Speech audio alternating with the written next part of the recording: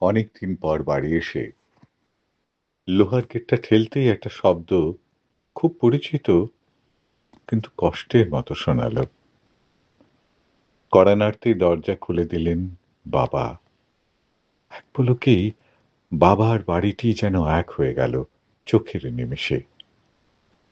বয়সের ভারে দুর্বল বাড়িটি যেন একগাল হেসে বলল, এসেছিস, আয় আয়, ভেতরে আয়।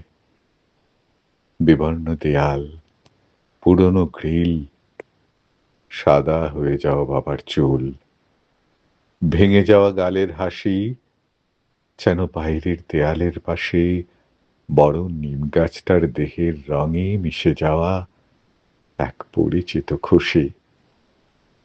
বাবাকে জড়িয়ে ধরতেই আম পাতার গন্ধ পেলাম। বাবা মোটা চাদরটা আরেকটু জড়িয়ে মাকে ডাকলেন। ঠাকুর ঘরের পাশে কলার ঝাড়টাও যেন বড় বড় পাতা দুলিয়ে বলে উঠল, তুমি শুনছ, বাবু এসে গেছে গো।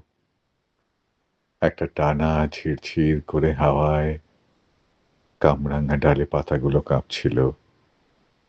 একইভাবে নড়ছিল বারান্দায় বেয়ে ওঠা মাধবীলতার ফুলগুলো।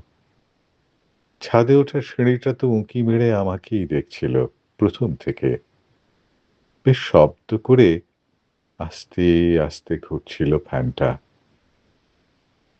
মায়ের আসার পায়ের শব্দটাও যেন ঠিক একই রকম।